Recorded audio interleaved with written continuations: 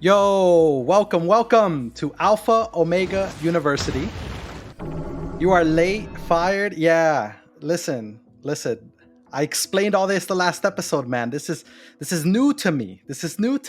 All right, but Albion is not new to me, and that's actually exactly what we're going to be talking about today, which is the metas, the evolving metas of Albion Online from the very beginning of time all the way through until now. And in the next episode, we're going to be talking maybe a little bit about the metas of the future, right? So I know some of you guys have been trying to ask me questions about, oh, well, what do you think is going to be the future? Well, here's my answer to you. You cannot know what is coming in the future metas if you do not understand what has happened before in the previous metas, right? There's also been this argument from a lot of people, and I really do mean a lot of people. There's been this argument about basically the players that started playing around 2019 or so, say all the players that started around 2019, 2020, right? All those players have played long enough now that they're like at the top of the game, right? And so with that being said, it's like these guys, they kind of have in their heads like, oh, I've been around long enough. I know better, right?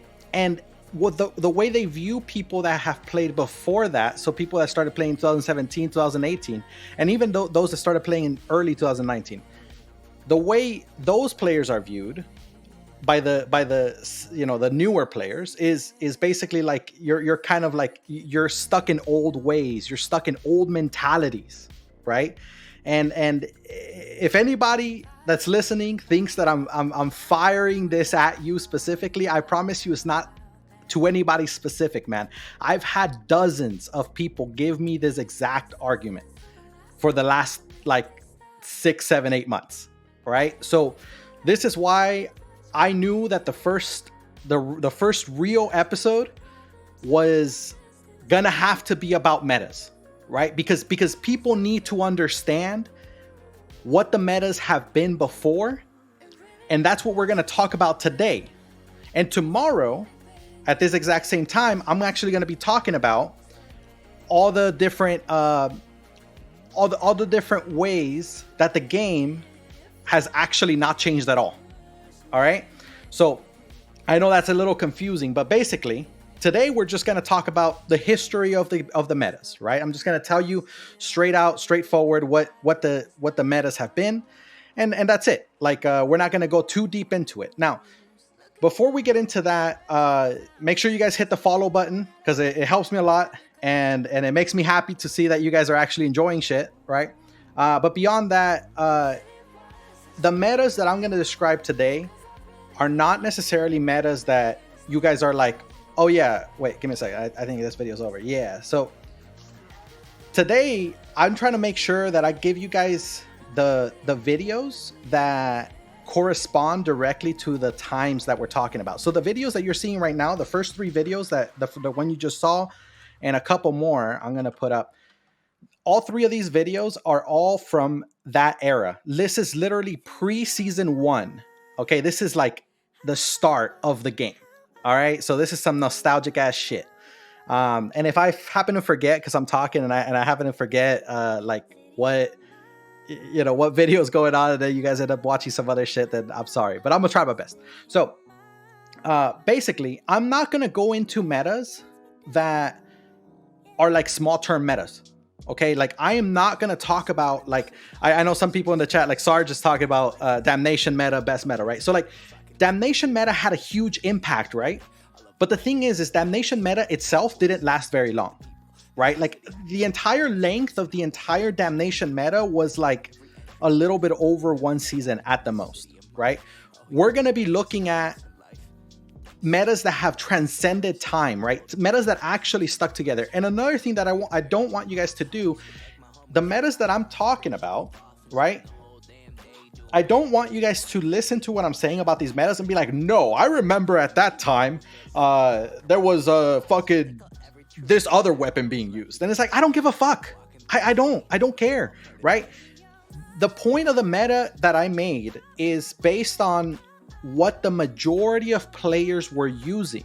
It doesn't mean that every single Zerg out there in the fucking game was using it. That's just impossible, right? That's just absolutely impossible, right? So it's a very generalistic view of all the metas that have happened in the game from the very beginning of time. And I'm gonna explain a little bit as to why each meta went into it, right? Kauron yelling before anyone even asks anything, because I know y'all, man. I know people, man. People get all up in their fucking heads and start saying shit. Be like, oh, well, you're wrong. You know, just people like to argue, man. You know, it's the facts, man. I like to just put it straight forward, and people just like to find fucking little holes. You know, it's like, oh, if you're not saying this, then are you saying that? You know, it's fuck, man. You guys are crazy. So, all right. Without further ado, all right, we're gonna get into the very first meta. All right, this is the release 2017 meta. All right, the OG ass fucking people will remember this meta, right? One of the things that people that started playing after this meta, that you never saw this meta, you need to understand that at this time there was no relic weapons, right? So if you actually go into the game and you start looking at relic weapons, right? And let's see, how long is this? Yeah, all right, we're good. So oh my god, this video, dude. That video is OG. All those fights in Astalot and shit. Oh fuck. All right, so there was no relic weapon. So if you go right now into the game and you start looking at all the weapons that you can choose from to like ZvZ with, right? I want you to look at all the weapon trees and then realize that the majority of like AoE damage or AoE like anything at all, right? Whether it's fucking for tanks or anything AoE started at like relic, right? Before relic weapons, there was very, very, very few. There was like, what was it? Like 3 fucking weapons total that were like strictly AoE that were actually decent for like a ZvZ, right? So the release 2017 meta was like, it didn't last very long, right? Because it was like 6 months at most before K-Patch came through and changed everything with the relics. But I had to mention it because of how different it was, right? This is the only meta that I will actually say, yeah, that shit was fucking different, okay?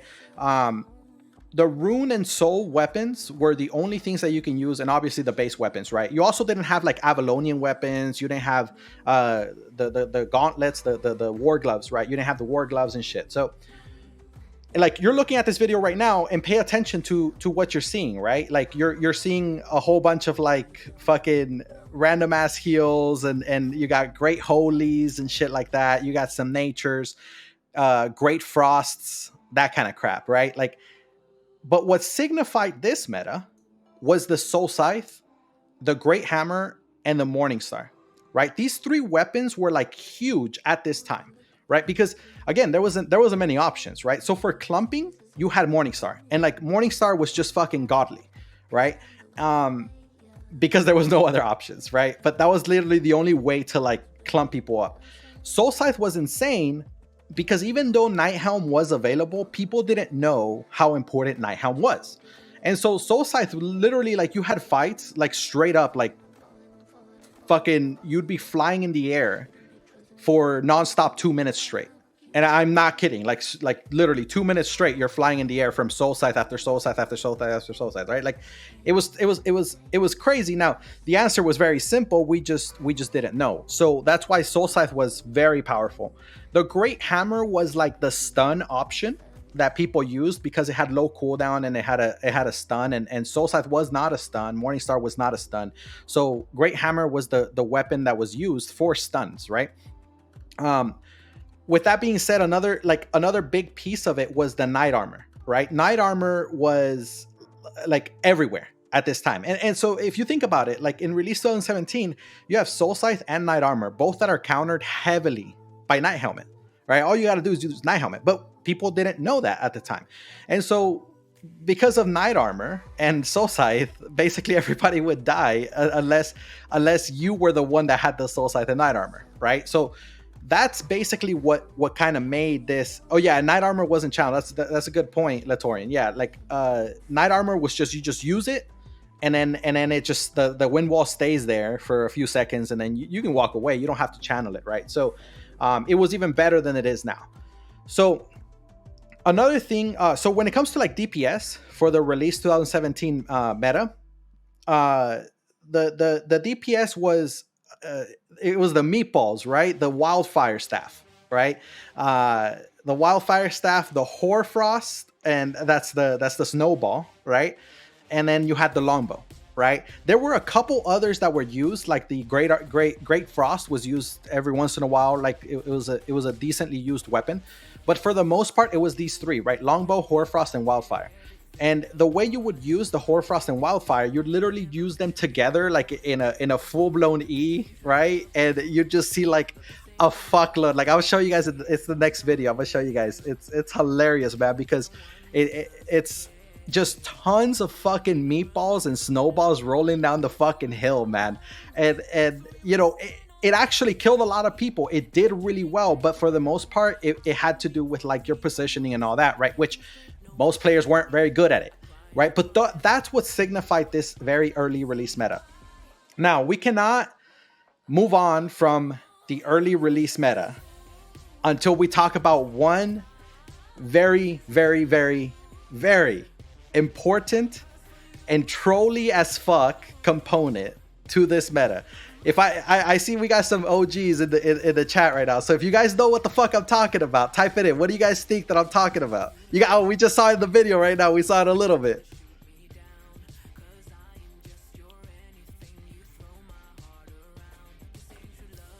No, you guys have no idea. Yeah, the video's ending. All right, I'm gonna change the video while you guys keep thinking. There's one fucking trolly ass shit that is not used, but was used back then a shitload.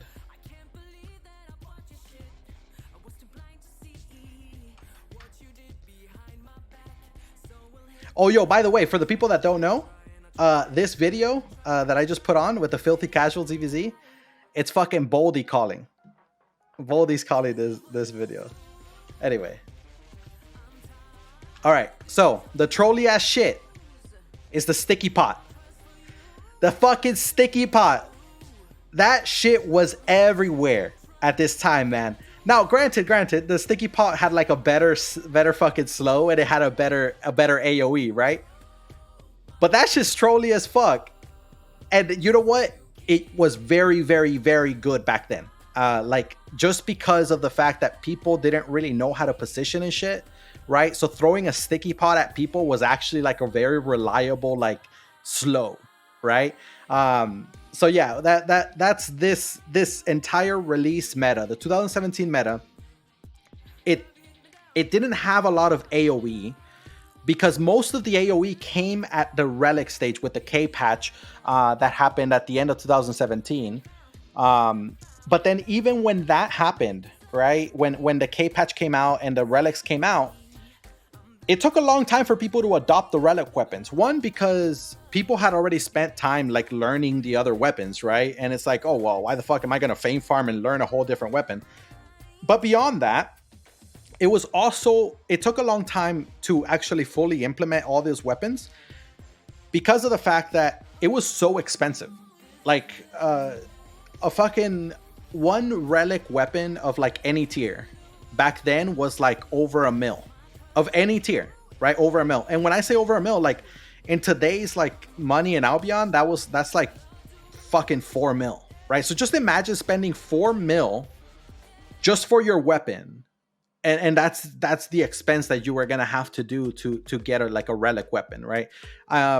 With time, what relic is or what weapon is Boldy using? I don't know. Can you? Is he there in the video? I don't think you can see it properly. Let me see. The caller is not the person on the screen, like the point of view. The point of view is Thor. I don't know if you guys remember Thor, but he's an OGS player too. But yeah, I don't know where Boldy is here. Oh, he's right there. He's got a demonic, bro. He's got a demonic. He's calling from a demonic. Yeah, he's calling from a demonic. So anyway, so that's why it took a long time for people to start adopting, right? The next meta became the early relics meta in 2018, right? So that's why I wanted to name it the early relics meta, because it took a long time to get there, right? It slowly worked its way in, right? After the K patch, and then with season 1 we had like the Oops war against Woke, and that influenced heavily what weapons were going to be used, because with the war before the Oops Woke war, there wasn't a lot of like very large scale ZvZs, right? Like most ZvZs were like 30 to 40 versus 30 versus 40, right? Like something like that, 30 or 40 on each side. Because of the war, though, the war basically made it so that there was like literally like full zones. And I say full zones because back then there was no Q, right? There was no Q. But like it was just the zone would just cap off, right? So there was like full zone fights, right? And that influenced the need for these relic weapons a lot. That was like gonna open up a whole new avenue of like large AoE warfare, right? 40v40 ZvZ was huge. Yeah, it was. It really was. Like 40v40, like, you know, it was pretty big. Like the biggest ZvZs back then were like maybe 60v60, and like that was like fucking like, whoa, there's so many fucking people here, right? Nowadays it's like 60v60. That's like, you know, that's like you're fighting for a vortex or some shit, you know. But anyway, so the early relics, and let me actually start putting the next video for this one.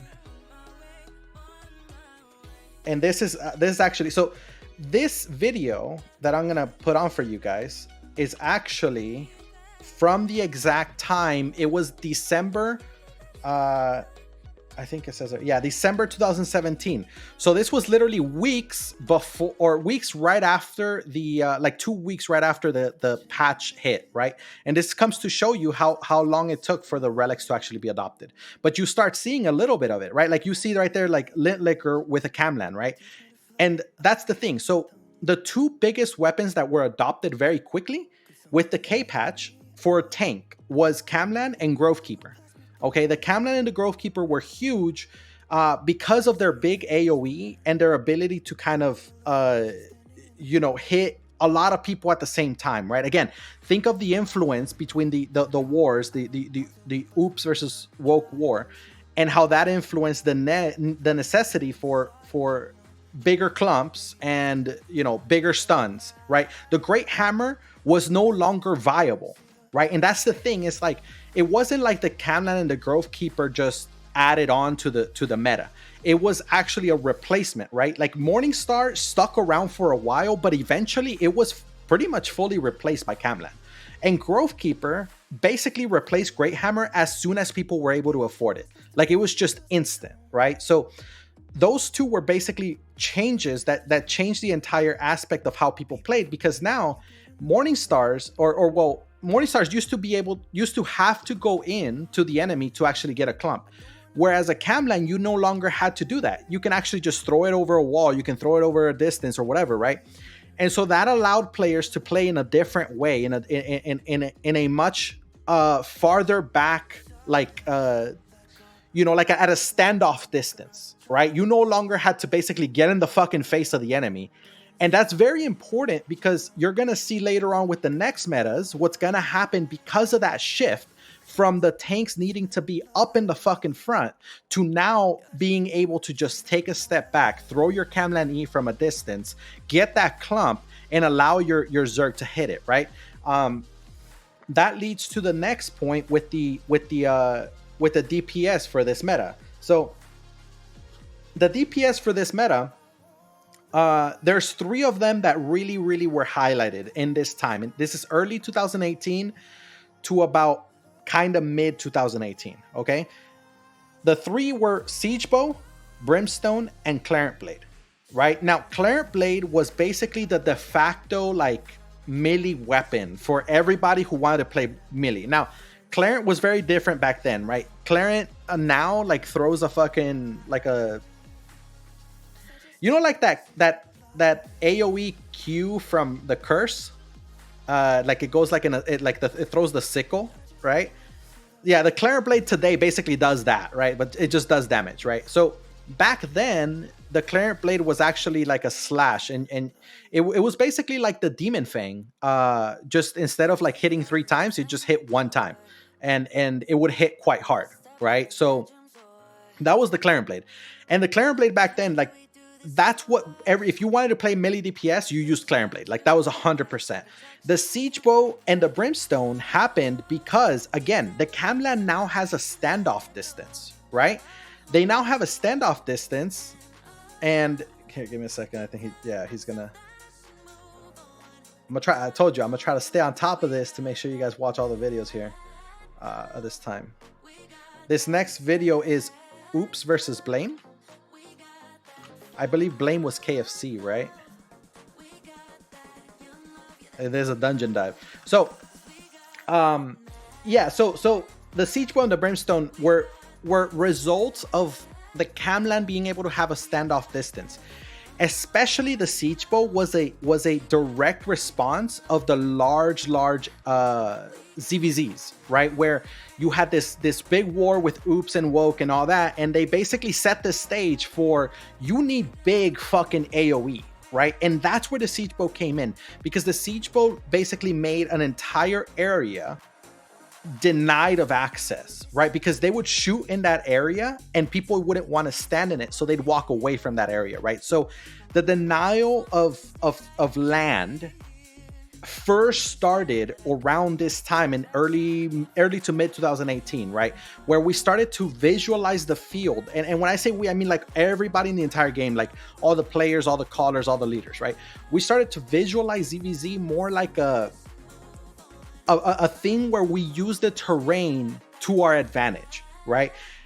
Yes, people were using terrain to advantage, but they weren't using it to this level, right? Where you're starting to now use weapons specifically to deny specific areas of the ground, right? And that's what the Siege Bow did. The Brimstone was simply because, I mean, you want to hit the clump and shit, and you end up hitting, and the Brimstone was just really fucking good, right? Like it was one of the most used weapons at that time. For the healers, the Wild Staff was starting to be used more and more and more and more, because the Wild Staff allowed to heal multiple people, but at a distance, right? So realize again, and by the way, I didn't just go around looking for like basically to try to like find this argument to make about standoff distance. It was the opposite. I actually found all these videos of this time, right?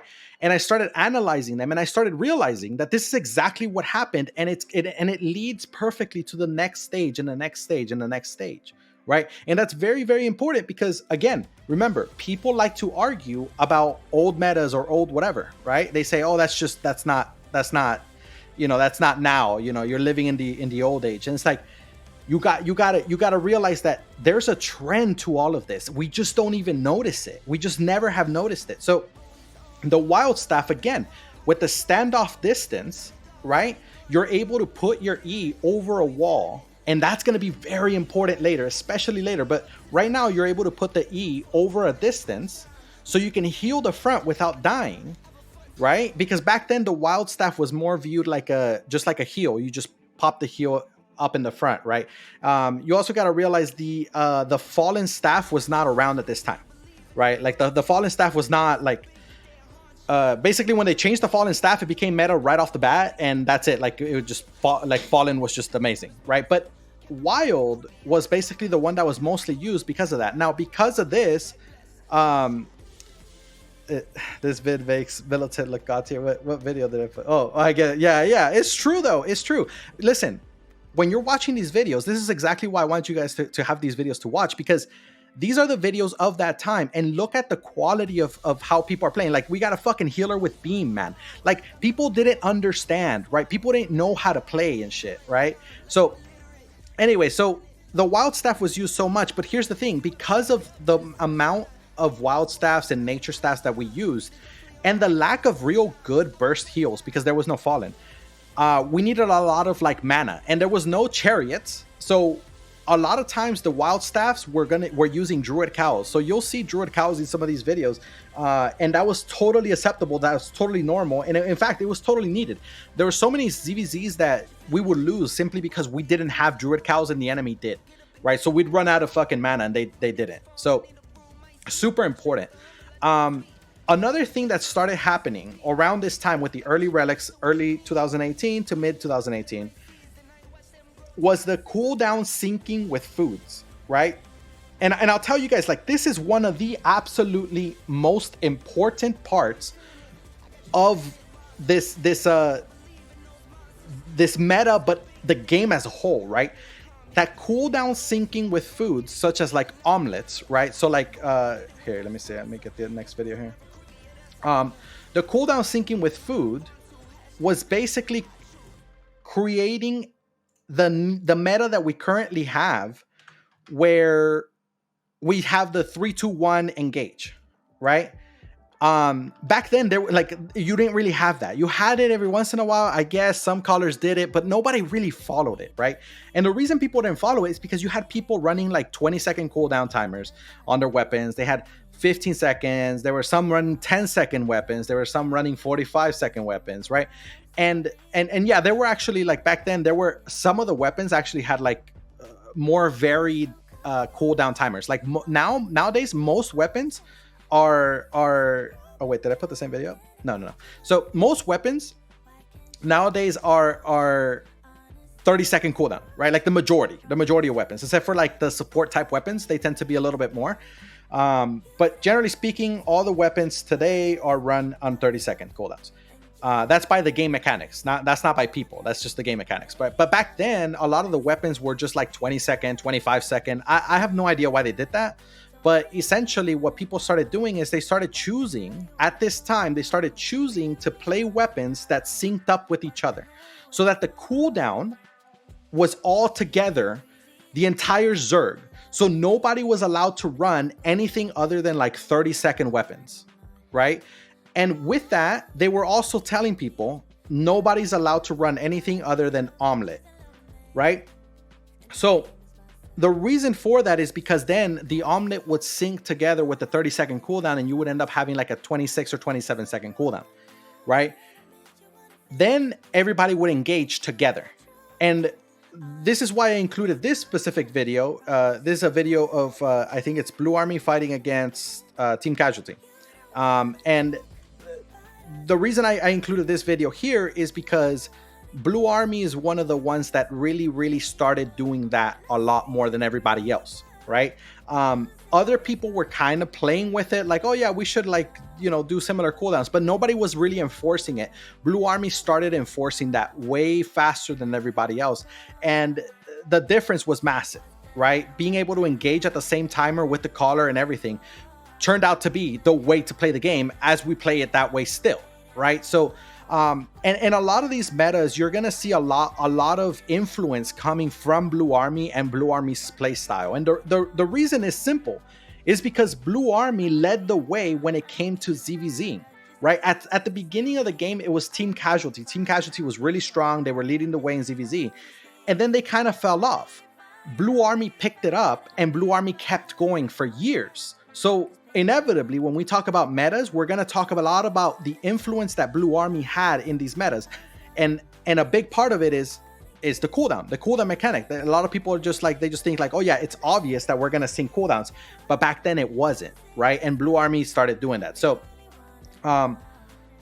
with that one, let me see. The next thing is, oh yeah, I can't move on past the early Relic 2018 metas without at least mentioning the Glacial Gang. All right, Glacial Gang. All right, the fucking lag fest with Glacial Gang, man. Like, everybody running fucking Glacials because the game would just break, and then you would literally just die from fucking Glacials because you can't move, you can't do anything, right? Yeah, and then SBI goes and slaps to the face with like, here you go, here's some fucking blink boots that are like a delayed lag, so you can relive the great fucking moments of you lagging to hell during a fucking ZvZ, right? They're fucking savage. But yeah, so yeah, the Glacial Gang lag fest, man. Yeah, the is that what they were called? The rubber band boots? Some shit like that, man. This is crazy. So anyway, the next meta that we're gonna get into here is gonna be, this one is the longest meta that I was able to find, that I was able to see. Now, when I say the longest meta, there's others that have been longer because they're still continuing. But the thing about it is that this meta was a primary Zerg meta. It wasn't just like a, how do I say this? It wasn't like a side, like a side thing, like one of the other metas is going to be bombs away, right? So like with the bomb squads and shit like that. So like that's kind of like a side meta, right? This next meta is actually the biggest meta when it comes to like all ZvZs. Now let me change this video here.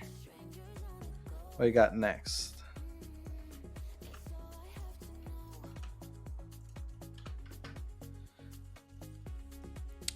All right, got another short one. So the next meta is the ranged warfare meta. This ranged warfare meta, I named it ranged warfare because I couldn't call it anything else, because that's really what it came down to. It's just ranged fighting in general, right? This was 2018, from about the end of the early relics meta, about the end of 2018, right? So about the end of 2018 to about 2021. All right, for about 2.5 years or so, this meta basically dominated the entire game. This included the longbow, the brimstone, and the siege bow, right? Like, and if you think of any ZvZs around that time, that's the shit you see: longbow, brimstone, siege bow. Now the longbow kind of came and went a couple times because they did patches to it, but the siege bow and the brimstone were just iconic. Like literally, like 60% of the Zerg DPS was all brimstone or siege bow. Like that's really what it was. Like every Zerg that was like considered good at that time, that's what they ran, right? And again, we're going back to the influence, right? And that's what I explained to you guys. The influence that different things in the game had to creating these metas, right? The influence, the big influence that happened here in 2018 to 2021 was that Blue Army decided that they wanted to win seasons, but they didn't really want to do it with GVG teams. They wanted to do it with castles, right? That changed everything for ZvZ, because from the moment that Blue Army decided, I want to try to win a ZvZ with only using castles and not, or win a season with only using castles and not using GVGs and territories and all that, and they succeeded, right, in season 4, that showed the entire rest of the game, hey, guess what? You can fucking do it too, right? So then everybody realized castles are extremely important, but more than that, ZvZ open world shit is incredibly important. You literally cannot play this game without it.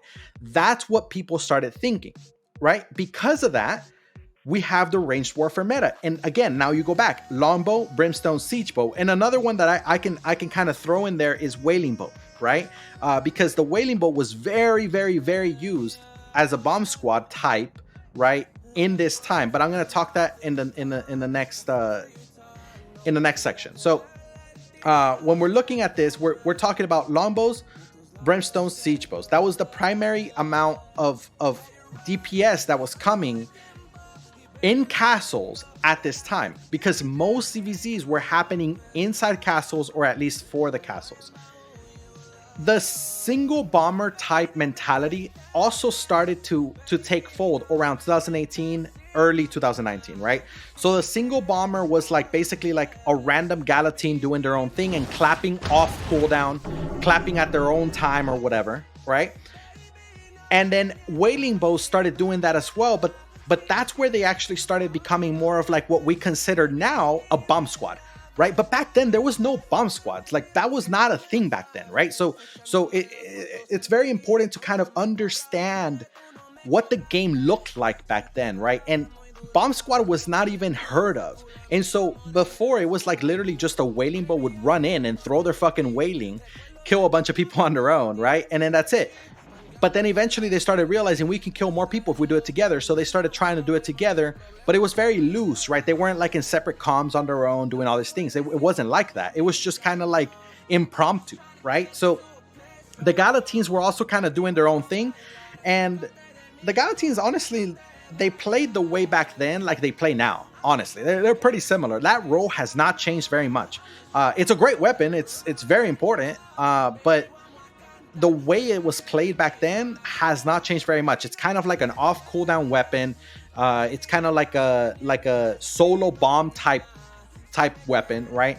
And there are so many really good players that play Galatines from back then and still play now, right? So another thing that became very important around this time was the pierce, right? Because you had to shoot over walls in castles so much that when you would bomb over a wall, you would have to run at that fucking wall.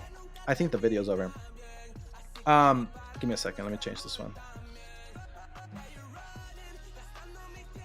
So you had to run at that wall, and what you would have to do is essentially you'd have to expose yourself, right? Like, that's the truth. You'd have to expose yourself to the enemy counter engaging on the wall that you're standing in, and so you'd expose yourself to basically fucking getting killed, right? Like, that's just what you had to do. So you had to make it worth it, right? In order to actually, make it worth the risk that you're taking by literally walking up to a fucking wall, right, and shooting your AoE, is that you had to get kills. And so because you had to get kills, the damnation started coming in, right? The need for peers started coming in. And again, this is another thing. We think, oh yeah, there's no way we can go out to ZvZ without a pierce now. Yeah, it's true. But back then, again, people didn't really think about that. People didn't really see that, right? They didn't really know. So the pierce started becoming more and more important because you had to make it worth it to risk your entire Zerg running up to a wall, shooting your E over the wall into the castle. It had to be worth it. So that's where the damnation started. And then eventually the damnation had all those issues with the fucking damnation meta, where basically the damnation was broken, right? For those people that don't know, the damnation was so broken. SBI tried to fix it, quote unquote. They're like, yeah, we're going to nerf it. And then they nerfed it, but they didn't realize that the nerf that they gave it to it was actually a buff. And they even made it even worse. It took them a few months to fix it, whatever. Anyway, it was like a whole season that damnation basically ruined the entire season because of how fucking broken that weapon was. I have no idea who this guy is.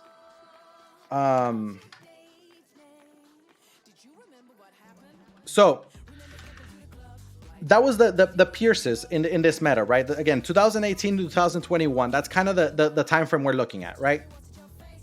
For the tanks, we still kept the Soul Scythe, right? The Camlan and the Grove Keeper were becoming more and more important. Like I said earlier, right? They were basically replacing, and especially the Camlan slowly over time replaced the Morningstar more and more and more. Because again, the Morningstar can't clump over a wall, right? And that was very important, again, because Blue Army took on the castles, and the castles proved to be very, very important, and they could give a lot of points, and you can win a season with just castles, right?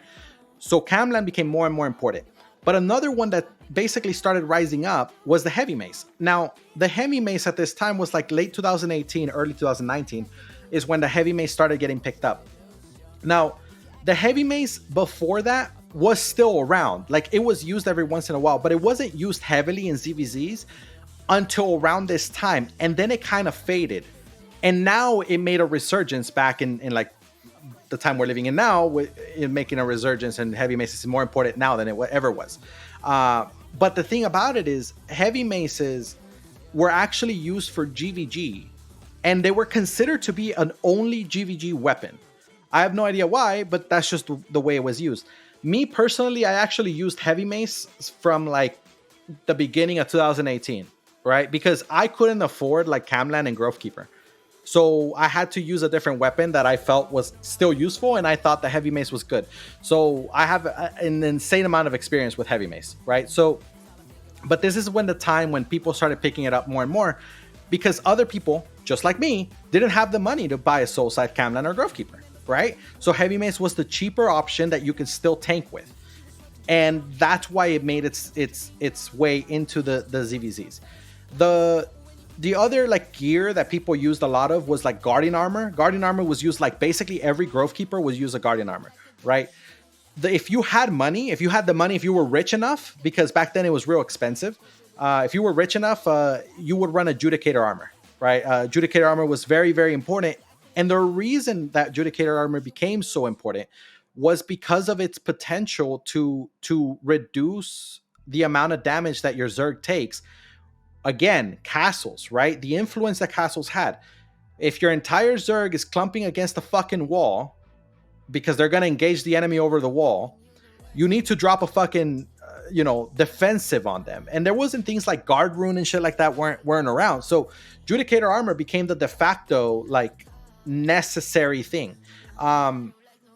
Also back then, because there were so much brimstones being used, using demon armor wasn't as viable, right? I'm gonna let this one run. Actually, here, I can go into the next one.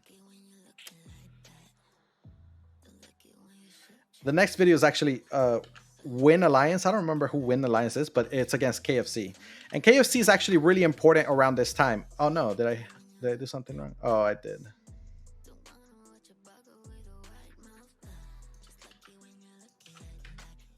Oh, there it is.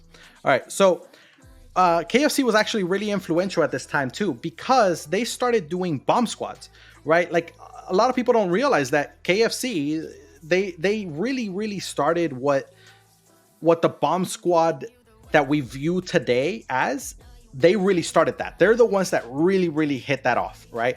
And so right before we get into that with the bomb squads, I do want to mention for the Ranged Warfare 2018-2021, the Fallen actually finally became a thing, right? They changed it, and it suddenly just literally overnight, it became an absolute necessity in every ZvZ, every fight, everywhere, right? Martial says there wasn't much need for cleanses and castles.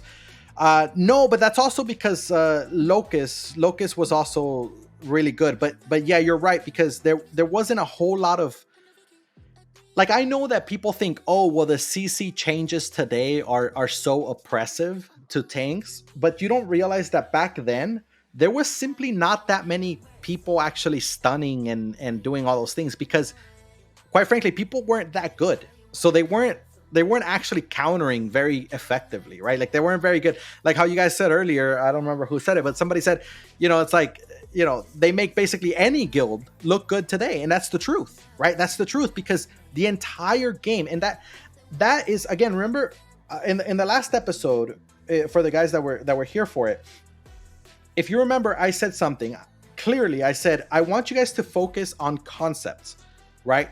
Don't focus on specifics, focus on concepts. This is what I'm talking about, right?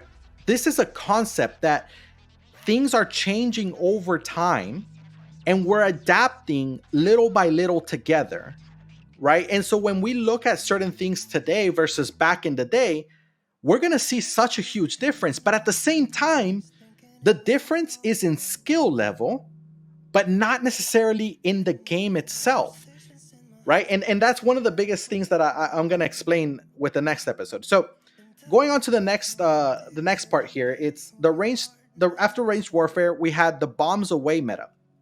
The bombs away meta is basically just bomb squads, right? But it's not just bomb squads, it's also the solo and duo bombers, right? This started around 2019, and it's still going, right? I mean, this meta is kind of one that transcends time. It started, it proved to be very, very useful, and it's just continuing. Now, there are certain times that it's kind of gone down, right? It's certain times that it's gone up, right? Significantly. Like there's been times that literally every Zerg, they don't have any DPS at all. They just have a bunch of bomb squads that do everything, right? And again, that's another thing that Blue Army did, right? Blue Army got to a point, I think it was like 2021, that Blue Army got to a point where literally like the main Zerg would full engage and kill absolutely nothing. And it was like the entire Zerg was carried, completely and totally carried by the bomb squads. And if the bomb squads didn't log in or didn't play for whatever reason, then Blue Army wouldn't kill anybody those days. right? That's just the way it was. So bomb squads became such a huge part of the game, and even now it's like in the biggest fights when you're talking about it today, we're like seeing like Triple X, right, fighting against like Terra and their coalitions, right? You also see like Escalation fighting against like Grill, whatever the fuck Alliance Badgers is in now, right? And Flow as well, and they keep all fighting each other, right? Those are the big fights that we're having today in the game.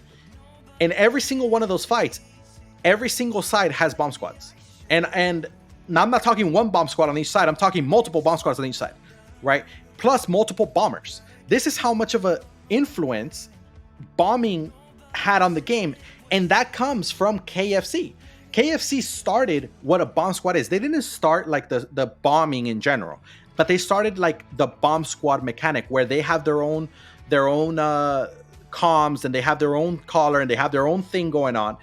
KFC was really the ones that brought it up. Now, if somebody was going to say like, oh no, we did it first before them.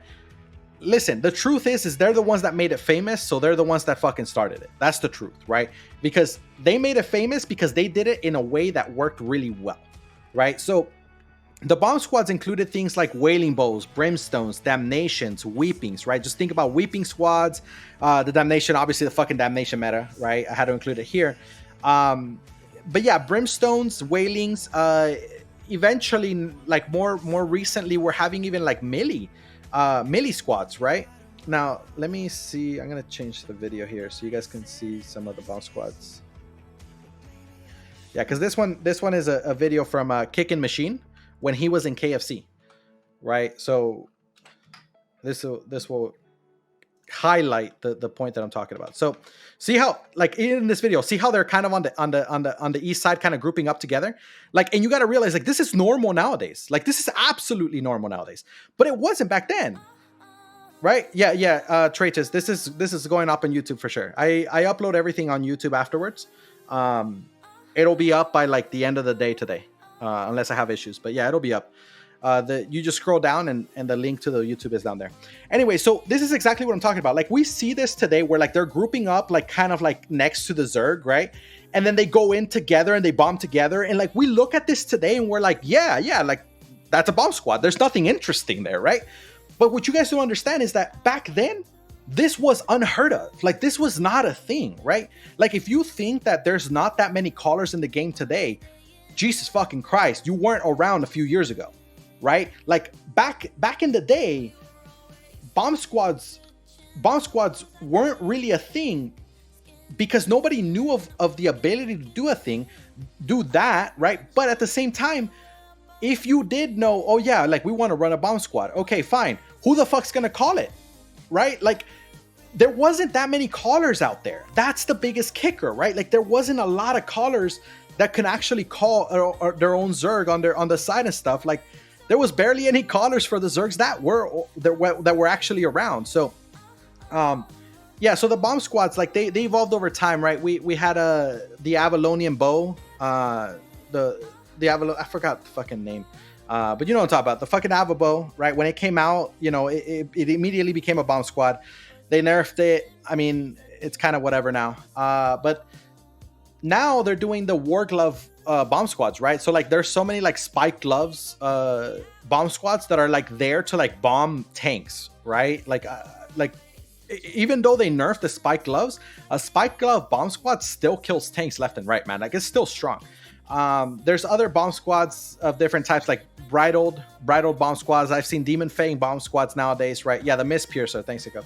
So it's like bomb squad is super important to the entire game, but somebody had to create it.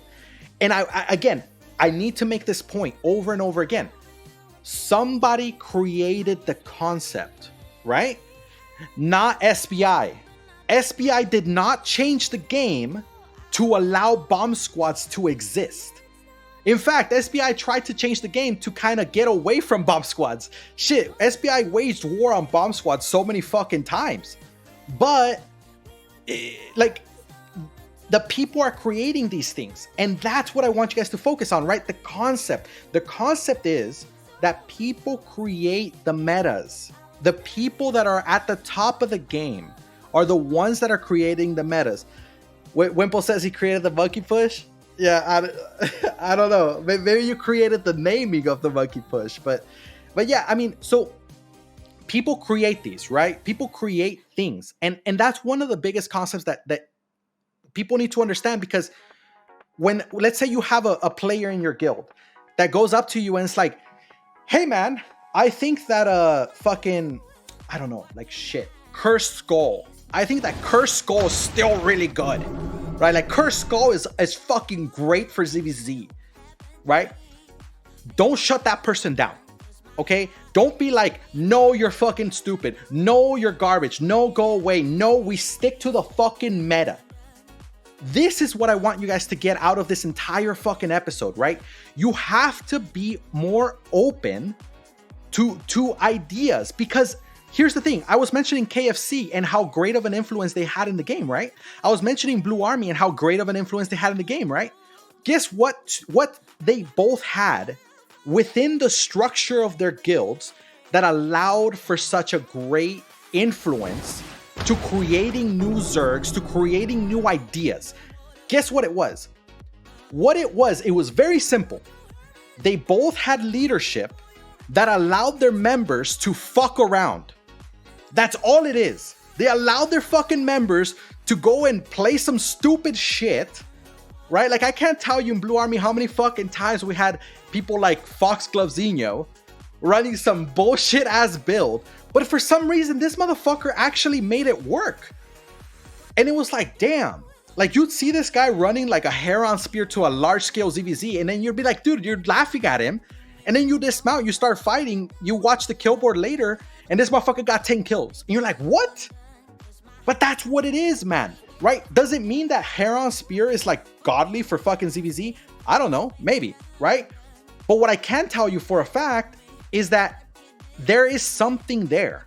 There is something there that needs to be explored. And if you don't have people that are, that you're always going to have people that are willing to explore things. You're always going to have people that are willing to try things. But you're never going to have those people come up to you as a leader of a guild or as a leader of a Zerg. You're never going to have those people come up to you and be like, hey, can I run this today? Because every time they do, you're like, fuck, are you stupid? Get the fuck out of my face. Yo, you know what? G kick right now, but like, get out of here. You know?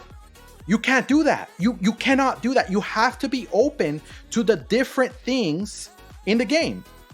Like Wimple right now saying, hear me out. Icicle Shot Caller. Listen, man, maybe.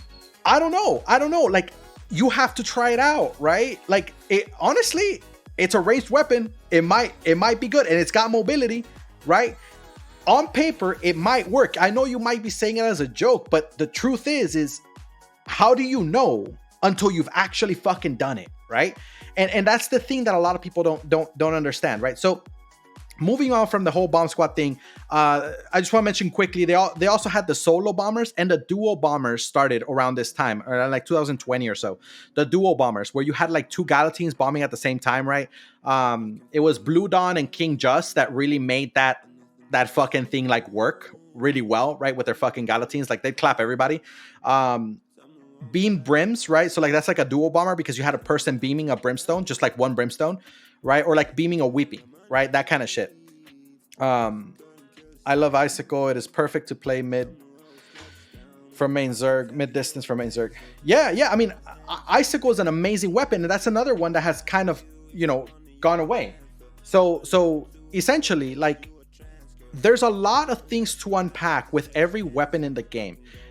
Just because other people haven't done it, just because it's not meta, does not fucking mean that there's not something there, because every single meta I'm outlining here, it has something similar, and it's all that they all created something new. That's the biggest kicker. They all created something new. And how do you create something new? You allow people to explore different ways of doing things, right? So moving on to the next meta, this is going to be the large scale meta, right? The large scale meta is 2020 to about 2022. And actually it's starting to kick back up again right now with the XXX and Terra War. It's kicking up again, right? So the large scale meta, and in fact, you guys are going to see this right now, and you guys are going to be like, whoa, what the fuck? Like, and I want you guys to know, I wrote this episode. I wrote this back in December. Okay, I wrote this actually, yeah, back in December. So this was like 3 months, almost 4 months ago. All right. I could not have fucking known what's gonna happen right now. I wrote the episode because I know that this is what has happened, right? But large scale meta was defined by the extreme amount of battle mounts on the field, right? Just fucking Jurassic Park, right? Like that, we literally called it Jurassic Park. The guild that had the most influence in that was Conflict, right? Conflict came out with a fuckload of fucking battle mounts, just killing everybody, decimating the whole fucking the whole fucking game, you know, with their battle mount horde, right? They still ended up losing a lot, but the truth is they created something there, right? Yeah, like Sykman says, the basilisks were busted. Yeah, they fucking killed like the basilisks just killed everybody.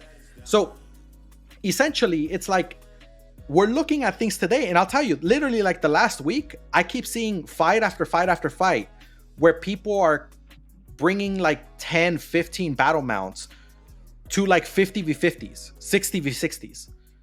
We're talking 10, 15 battle mounts to like 60v60. Like you're saying like 25% of your fucking Zerg is battle mount.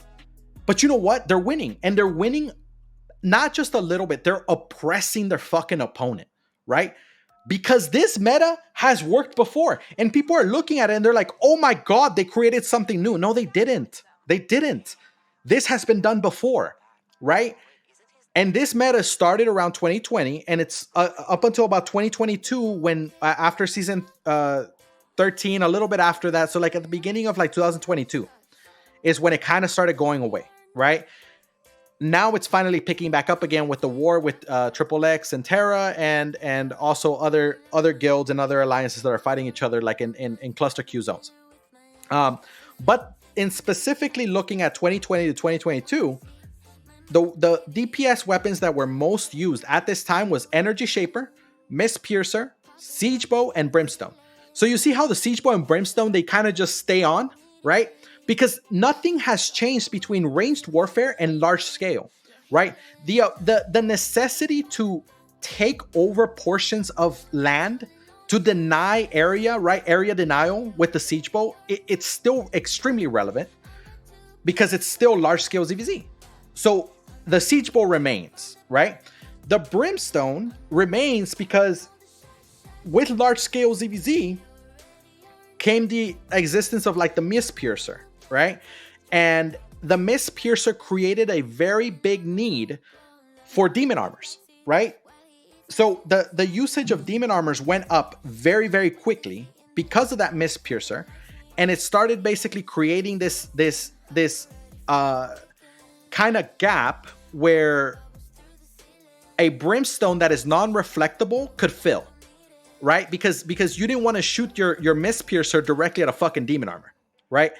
The Energy Shaper was also very good, but you can only run a certain number of them because if they cross paths, they cancel each other out, right? So essentially, the Siege Bow and the Energy Shaper were living together at the same time. During the large-scale ZvZs, and also with the bombs away meta that kind of propelled a lot of this, right?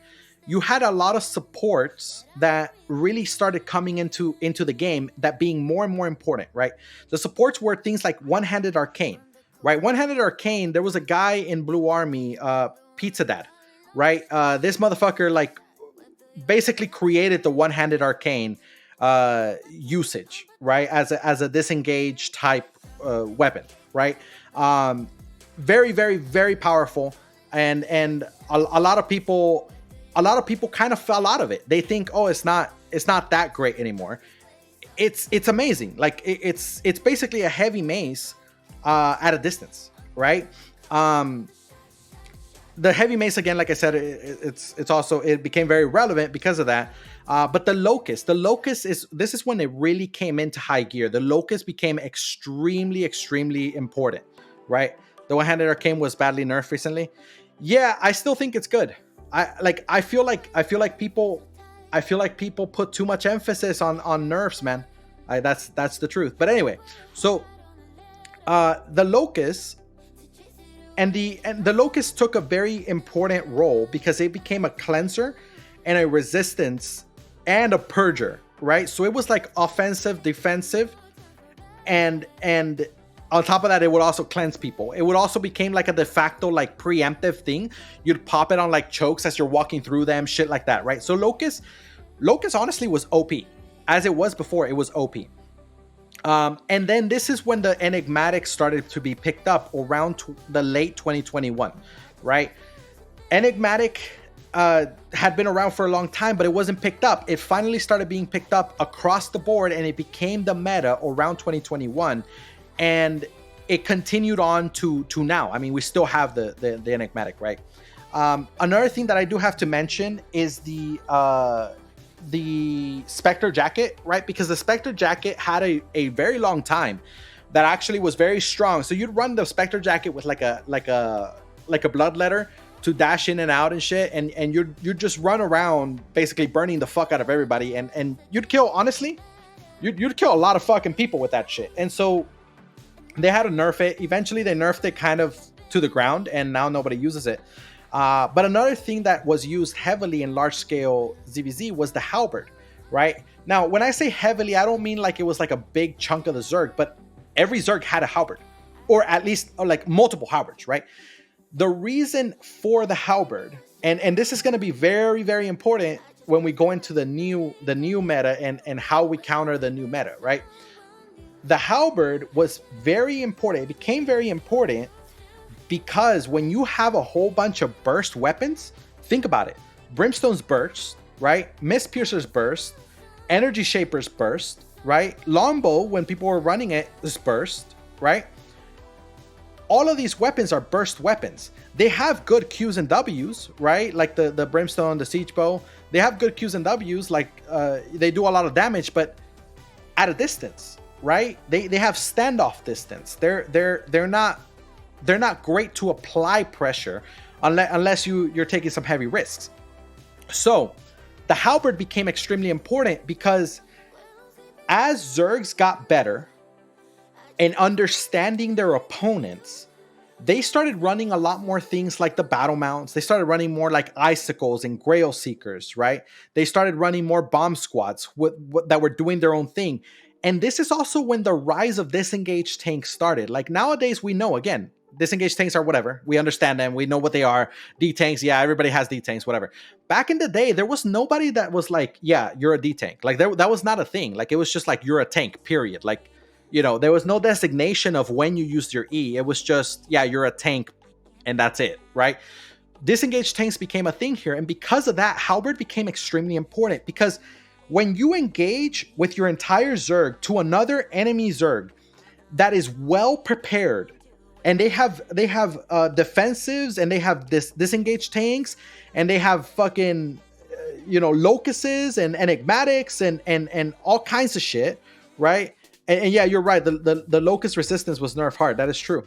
But back then it wasn't, right? And that's the point. Back then, locust resistance was huge. So when you had all of these resistances, you had all of these disengaged tanks, you had all of this defense capability in the Zerg, right?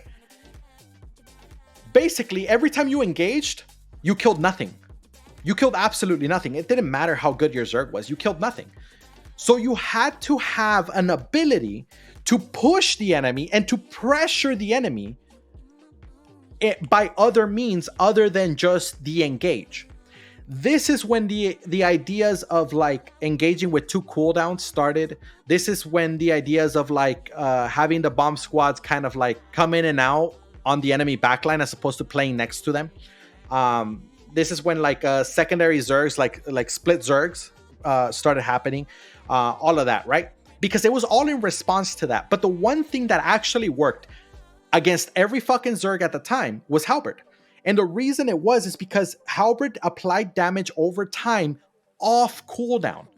So what this did, it created so much pressure for the enemy healers and the enemy Zerg as a whole that it forced the enemy to get dislodged from their position, right? And that's extremely important because at this time, 2020 to 2022, what kind of fights were we having? Remember, in 2018 to 2021, we had a lot of castle fights, right?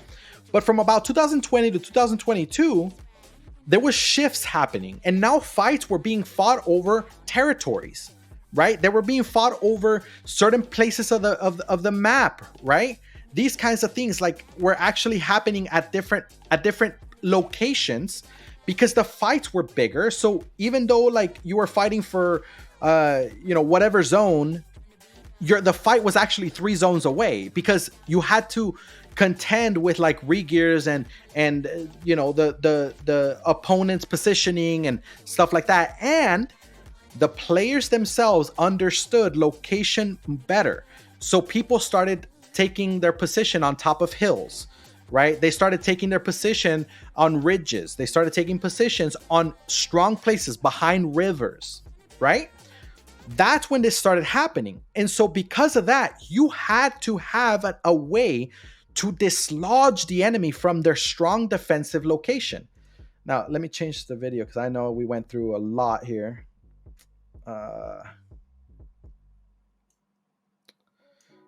Let's put Blue Dawn's video.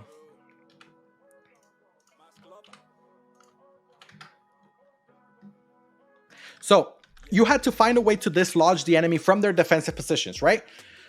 So in order to dislodge them, you had to hit them hard, but you couldn't hit them hard because the enemy countered everything. They stopped everything. They stopped your entire engage with disengaged tanks and shit.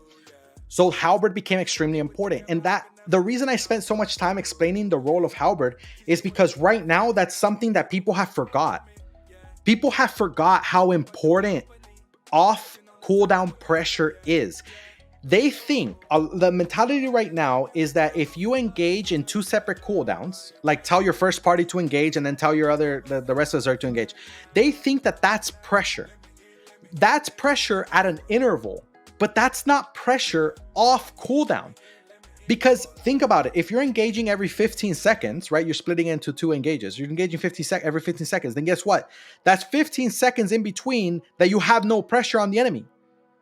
That's literally the entire fight. 15 seconds, 15 seconds, 15 seconds. No pressure, no pressure, no pressure. Right? So Halberd fills that gap, and it makes it so that if you engage with one Zerg, one part of your Zerg, and you hit them, and then you continue the pressure with halberds, and then you hit them with the rest of the Zerg, suddenly the enemy is going to be way weaker, or it's going to be harder for them to be able to counter that, right? Because they constantly have the pressure and you're not letting up. That's the stuff that we learned around 2020, 2021 that people are not doing now. So all those things started happening around that time. And now when Blue Army left the game in 2021 now? 2021? So in 2021, Blue Army left the game, right? And when Blue Army left the game, a lot of the enemies that were fighting against Blue Army also left the game, right? When these 2 giant coalitions of Zergs that were fighting against each other, extremely great veteran players that had been fighting for years, literally years against each other, essentially training each other up, right? When they decided to quit the game, so many of them took their experience out of the game. So many of them took their knowledge out of the game, right? And there are very few of us that are still around that were playing around those times that have all this experience. There are very few of us that actually still play around compared to what it was back then. So because of that, it gave rise to the new meta that we have now that started in 2022. This was like late 2022, more like middle, like summer to 2022. The melee glory meta, right? The melee glory meta is still continuing, but it's starting to die, right? It's starting to die. And here's the thing. The melee glory meta, I'm just going to define it real quick and then I explain basically the reasoning, right? So let me actually put, I think this fight actually happened like a week ago.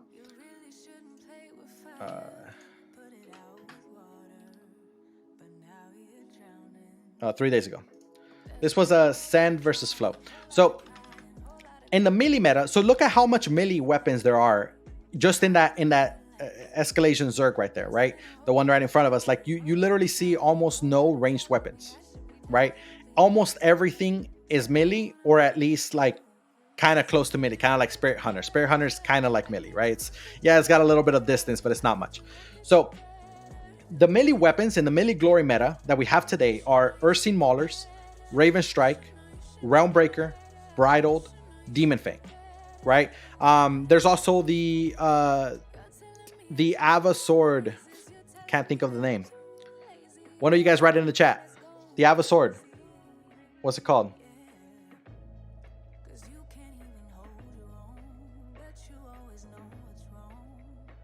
God, I can't remember it. Anyway, the Ava Sword. The Kingmaker. Yeah, the Kingmaker. All right, so the Kingmaker, extremely important weapon now too, right? So it's adding to that melee glory mentality. But I want you guys to think about the melee glory weapons, right? Ursine Maulers, Raven Strike, Realmbreaker, Bridle, Demon Fang, Kingmaker. All of these weapons are burst. Every single one of them is burst. Now, Kingmaker is the one that's least burst out of them all because it has a lower cooldown. And you can say, oh, well, Demon Fang has a lower cooldown. Yeah, but it's not used that way. Kingmaker is used kind of like a Galatine where they clap on their own, right? Whereas Demon Fang is used as a 30-second cooldown. And if you guys look, just watch the video I'm playing right now. I believe the guy is Demon Fang, right? So watch his cooldown on his E. And then I want you guys to look at his E when he uses it and then count 30 seconds. And then he's going to use it again. I promise you. It's like he's always using his fucking E every 30 seconds. So it's like people are like, oh, but Demon Fang is 20 seconds. I can engage every 20 seconds. Yeah, you can, but you don't, right? And so it matters how you use it. And even if it was 20 seconds and they did use it every 20 seconds, it doesn't mean that it's a brawl weapon. Because again, you still have 20 seconds that you're not doing damage. Because what is the usefulness of the Q for the Demon Fang? Nothing. It's not going to do a lot of fucking damage over time, right? What about the W? Same thing. The W doesn't do that much damage over time. not like the halberd or even the Clarent. The Clarent with the new W, that one would be a really good bruiser type weapon, right? But these weapons, they don't have that. The Bridle is the same thing, right? The Realmbreaker has that, but they don't use it that way. They use the W that fucking dashes forward, right? And makes more damage or whatever. And with the Q, they use the one that roots, right? So they don't use the Q that actually gets stacks on and shit, right? So the Realmbreaker is not that either. The Raven Strike, I mean, people think, oh, the War Gloves, they're brawler. Like they literally called the brawler weapon. War Gloves are not brawler. They're not bruiser. I mean, they might be brawler, but they're not bruiser because their Q and W do almost no damage. They're kind of like a support because they like the triple kick. It kind of kicks people around, right? And like it kind of pulls people, right? Especially like tanks that are like out of position. So it's kind of like a support in that way.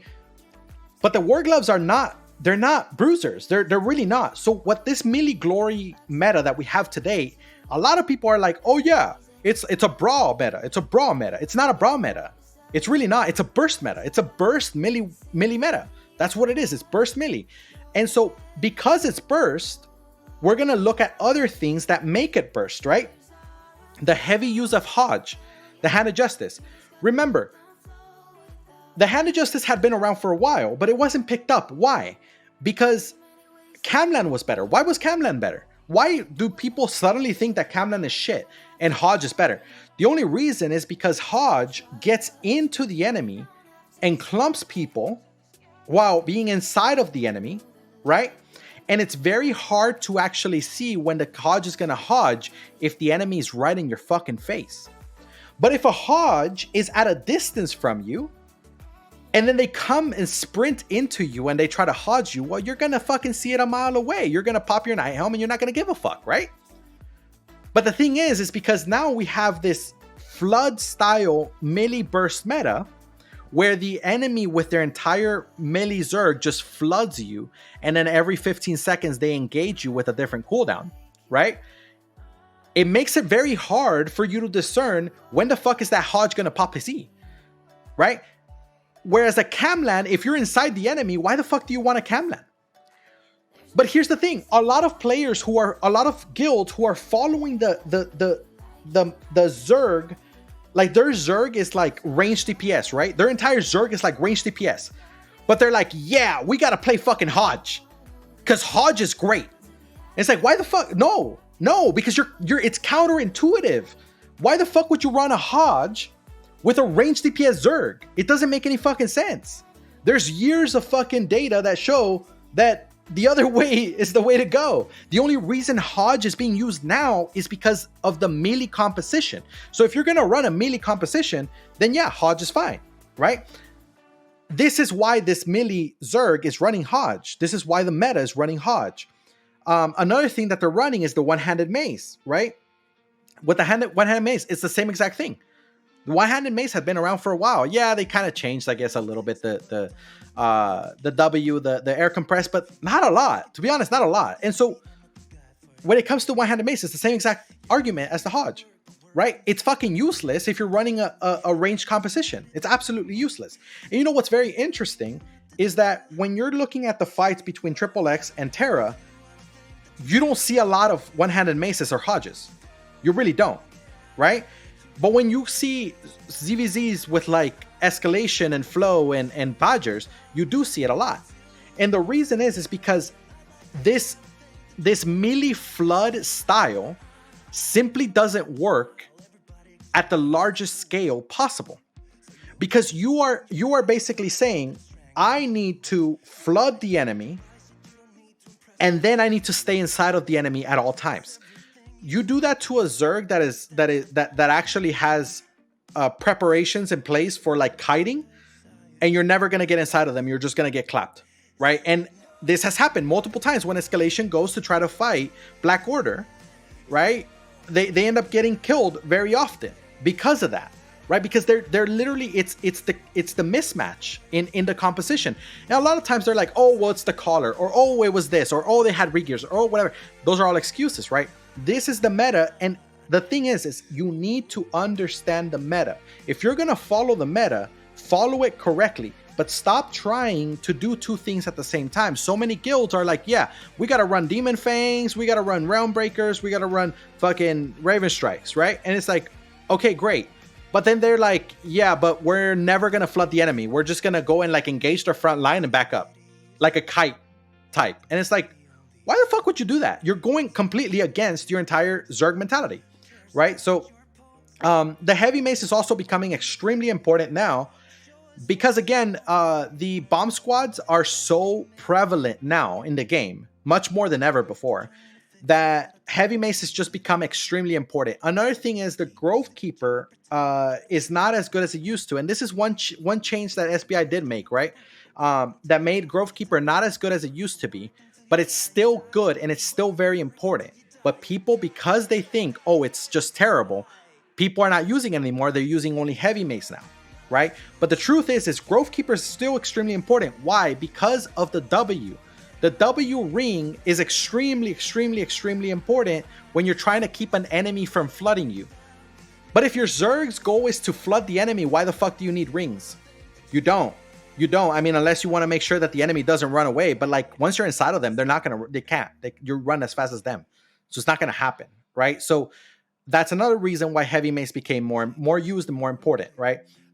The Fallen is basically the de facto healing weapon with the melee glory. Why? Because the melee burst meta is thinking, I'm going to fight against a melee burst comp.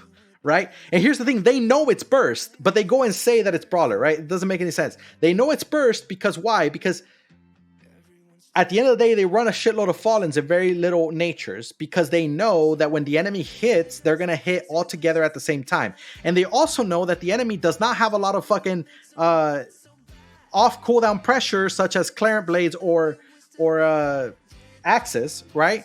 To keep the pressure on you. So they know they can get away with not having natures. In the large-scale meta of 2020 to 2022, guess what? We knew we couldn't get away with that. Why? Because we knew that the enemy had the halberds that would constantly chop at us, right? We knew that. So we had to have natures. Nowadays, they don't have very many natures because they know they can get away with it. So what I'm saying to you is, all you have to do is start putting some pressure off of cooldown, right? Start doing some more brawling. Now it's a different tactic, it's a different strategy, and that's up to everybody, right? And I'll talk a lot more about that next episode. to basically finish this one up with the melee glory, one of the biggest things, again, enigmatic became very important. Locust is still important, but not as important. Great Arcane was extremely important, and everybody relied on it for a very long time until they nerfed it. And now that it's basically nerfed and changed and gone and whatever, people are still using it a little bit, but not as much. And to be honest, a lot of people thought that it was going to change everything across the entire game. It was going to completely change the game. For a few days, it kind of did show a little bit of that. But beyond that, to be honest, it's basically the same, right? Clumps are still not dying. And the reason is because people just switch from Great Arcane to things like Judicator armors on the ground. And if you see ZvZs from literally like 2-3 months ago, you barely see any fucking Judicator armors on the ground. You see the majority of people running demon armors because they're trying to clap people, trying to kill people who are engaging, right? But now you're starting to see the shift back to Judicator armor because, again, remember, with previous metas, we learned that Judicator armor is the necessitated thing. You absolutely have to have a lot of Judicator armors to be able to sustain and to stay alive, right? In a back and forth fight. So this is why the Judicator armor is starting to make a comeback, but we still have quite a bit of demon armors, not as much. The knight armor is becoming a little more important now in the current meta, because the knight armor is being used where, again, it's a knockback, right? But most people don't run knight helms. Like if you look at the ZvZ that I have on the screen, it's like you'll see, like, literally you can count on one hand how many fucking knight helms there are on that Zerg. It's terrible. And so with that being said, it's like, again, this was now going all the way back to the early relics meta, where you know, the knight armor was like extremely important. The soul scythe was extremely important, right? Now, I'm not saying the soul scythe's that great, although it is useful. And I'll let you guys in on a little tip. I know that a lot of people love the Boots of Valor, right? They're like, oh my god, Boots of Valor, amazing. Listen, Boots of Valor is good, and they're being used a lot. Well, Boots of Valor is directly countered by Soul Scythe, 100%. And people are like, no, it's not, because when you pop it, you know, it stops you from, you know, getting fucking in the air. And it's like, yeah, but the Soul Scythe does two things. It knocks you in the air, but before it knocks you in the air, it slows you. It slows you for like 0.1 seconds. And it seems like it doesn't fucking matter, but when it comes to the Boots of Valor, it really does, because the Boots of Valor, the way it works, you pop the Boots of Valor and you get like, what is it, like 20 or 30% speed boost or whatever, some shit like that. And then what it does is it cleanses all slows, right? I think it's no. The first trigger, when you first use the Boots of Valor, it keeps you from being able to be knocked up, right? But there's a second trigger to the Boots of Valor, and that second trigger is if you get slowed, rooted, or stunned during that time that you have the first trigger on, then what's gonna happen is you're gonna cleanse that slow, root, or stun. And then you're going to get a second buff that's going to make you even faster. You're going to run like 100% or whatever, 120%, some shit like that. And it's going to make you immune to slows, roots, and stuns, right? But what a lot of people don't know, and this is crazy because I don't even use Boots of Valor, and I know this, and most people that use Boots of Valor don't know this. They're like, whoa, fucking explosive, right? Their fucking brain explodes. Here's the thing. When you throw a Soul Scythe at somebody that's using the Boots of Valor, like they just popped it, right? And and you throw the Soul Scythe at them. What are you going to do to them? You're going to slow them first and then knock them up, right? Because that's what the Soul Scythe does. So you slow them first. And what the Boots of Valor does is you have the proc on, and then you hit the condition. The condition is you get slowed, rooted, or stunned. And that triggers the speed boost and the immunity to those three, right? But the first immunity is actually the immunity to being knocked up, right? What happens is that if you get slowed, rooted, or stunned, your first buff ends. It's not like it continues and it stacks on the other one. No. It ends. And so now you are vulnerable to being knocked up, or I guess knocked back, right? But you're not vulnerable to slows, roots, and stuns. So suddenly, if you throw a soul sight at somebody that's using the Boots of Valor, you're gonna take away their ability to walk through wind walls and their ability to not get knocked up by the slow that the soul sight throws first, and then because you make them proc their speed boost, it actually allows you to knock them the fuck up. So the soul sight is a direct and absolute counter to the Boots of Valor. Plus, the guy is knocked up for like a second and a half. So yeah, you gave them a speed boost, but guess what? They waste half of the speed boost while being knocked in the fucking air. Right? So you throw a fucking soul sight at somebody using fucking Boots of Valor, and then you put a wind wall, and they can't get through. That's it. They just can't get through. It's done. Right? That's the thing. A lot of people use Boots of Valor right now, but they don't understand how it works. Now, I'm not saying that that's like, oh my God, it's absolutely critical and nobody should use Boots of Valor. I'm not saying that. What I am saying is that you need to understand the fucking meta. You can't just be like, people are using this, I'm gonna use it too. No, because the people that are using it and they're using it and it works, they're using it and it works because they fucking know how it works. So you can't just pick up a meta. You can't just be like, well, Escalation's doing this, so I'm gonna do it because it worked for them, so it's gotta work for me. No, that's not the way it works, because you're two different Zergs and you play differently. Your caller's different, your Zerg is different, the weapons you use, the everything, the strategy, the tactics, everything is different. You cannot just copy a fucking meta and be like, yeah, I'm gonna work this meta for sure. No, it works for certain Zergs because of the way those Zergs are completed, right? The Graveguard boots are also used, although they're starting to use them less and less. Again, like I said, the melee meta is gonna go away slowly. It's already starting to go away. This is why you barely even see any of these like meta as a whole in the largest CvZ like Triple X and Terra, right? You don't see it as much. You see about a 50-50 with the range DPS and melee DPS in the fights between Terra and Triple X right now. That's what you're seeing. It's about a 50-50. When you look at Escalation, they have like a 70-80% melee DPS range, right? So essentially what I'm saying is that meta is slowly going away, and it's gonna go away continually because people are gonna slowly start to counter it. Again, if people can't, if people's goal is to get inside of you, then all you have to do is make sure that they don't get inside of you, right?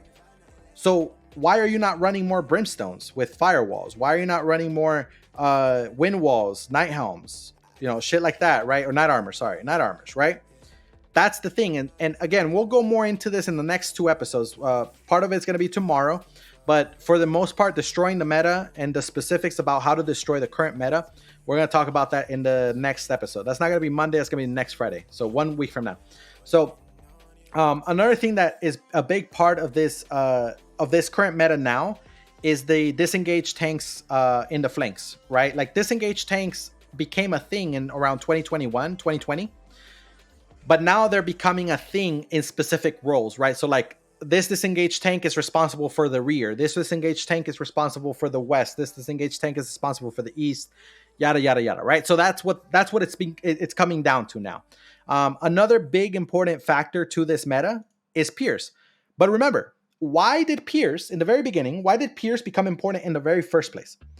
Because you were taking a great risk by walking up to a fucking wall in a castle with your entire Zerg and shooting over a wall, right? You were taking a big risk, so you had to make sure that you got the kills, right? To make it worth it.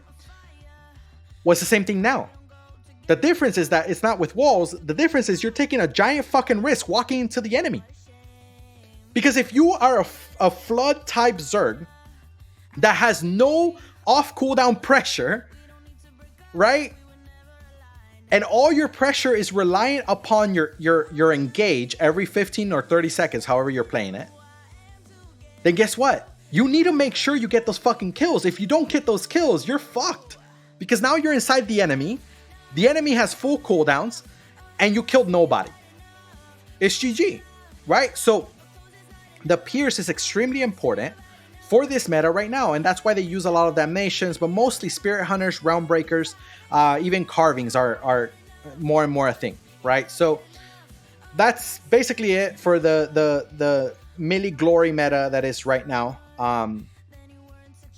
They're also trying to include a lot of battle mounts, right? And that's what I was alluding to earlier with the battle mounts, right? They're starting to use a lot of battle mounts as a crutch. And again, why are people using so many battle mounts? And specifically, why are they using the behemoth so much? Because the behemoth directly counters enemies who are flooding you. They have knockbacks and they have silences, right? Silence pools that spread around a large area, right? So if you have a lot of behemoths, guess what? A melee Zerg that walks inside of you will literally be able to do nothing. Absolutely nothing, right? And you see a lot of those fights happening now where the behemoths just completely counter the melee meta. And again, this is why. Again, the melee meta is going to die. It's slowly dying, but people are trying to hang on to it. But again, if you're trying to pick up the meta right now, it's like you're too late.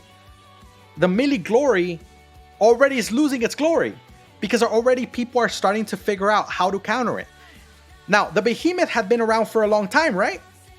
But why did people start using it now? Oh, well, the prices are cheaper. The prices were cheap enough just literally like 6 months ago, right? So why now? And that's the biggest key, right? Is I want you guys to understand the game has not necessarily changed. SBI is not creating metas. They really are not. As much as we like to say they are by fucking doing things like Great Arcane or whatever, right? They're not creating metas. It's our own mentality as players, our own ability to understand the different metas that is actually creating new things. And those new things stay as metas until somebody else figures out how to counter them. That's the way the game has always worked. And that's exactly what I'm going to argue with tomorrow's episode, right? Tomorrow's episode is going to be Evolving Metas Part 2. And basically that's all I'm going to be talking about the entire time is all the things in the game that have not changed, that basically we take for granted because we are not thinking properly and smartly about the decisions we take with our Zergs, the compositions, and the way we play, because we tend to think, oh no, this person's the best in the game right now. Escalation's winning the big fights in the game, or Black Order's doing this, or Terror's doing this. And we tend to just look at that blindly and be like, that's what I should do, right? And that's what I want you guys to stop doing, right? I need you guys to start looking at the concepts, right? Why is this happening? Why is this working? And then be able to formulate your own plan that works for you. All right, so with that, we are done. If there's anybody in the chat that has any questions about anything, I'll give you guys a few minutes and I'll answer any questions or whatever. I think people sleep a lot on knockups because it's the only CC that can't get cleansed.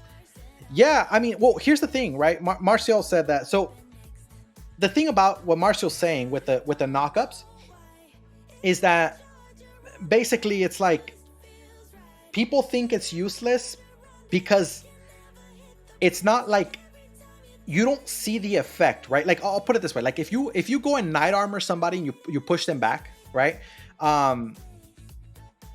You don't immediately thereafter see a clump and die, right? You don't like, it doesn't get that glory, right? It doesn't get the highlight moment, right? And so because of that, people are like, oh, well, it's not as important. But the thing is, it's extremely important. Things like firewalls, man. Just the other day, I was fighting a Zerg. I don't remember who it was, but it was like a 30v30. It was something small. And these fucking guys had like 4 dudes on firewall, right? Like 4 dudes out of their 30-man Zerg on firewall. Man, I couldn't catch up to them. I was getting fucking mad. I couldn't do anything. I was useless the entire fucking fight. And then by the time I got to the fucking enemy, my Zerg had died. And I was just like, fuck this shit, dude. Right? And it's because I don't run Nighthelm, right? I run Hellion Hood. And the thing is, it's like I get away with running Hellion Hood because people aren't using firewall. But you know what? If every Zerg I encounter from here on forward runs a shitload of firewalls, guess what? I'm gonna go back to Nighthelm. It's just that simple because that's the response, right? I only play what I'm allowed to get away with. And that's what we got to look at. All right. Any last questions or anything? Mercenary shoes is really viable. I'm conflicted about mercenary shoes, to be honest, Latorian. I feel like mercenary shoes could be good, but I feel like at the same time they take away a lot of mobility because they're like a defensive, right? And you lose the mobility from your boots for a defensive. I guess it depends what kind of fight you're fighting. If you're fighting like a territory or castle fight and you're like just gonna hold, then yeah. But if you're fighting like a straight up open world where you're chasing the enemy down and shit, I don't know, man. It's tough. It's tough to run mercenary shirts in that scenario. Yeah, for a pure castle or terry defense, just like Marcio said, yeah. Yeah, I mean, then again, I mean, I fucking run guardian boots, right? And I always tend to stay in the front with guardian boots, not a lot of mobility. So I think it really comes down to your ability to position, right? So if you're really good at positioning and you don't really need a sprint, then yeah, why the fuck not? You know, but like there are very few people in the game that can do that. So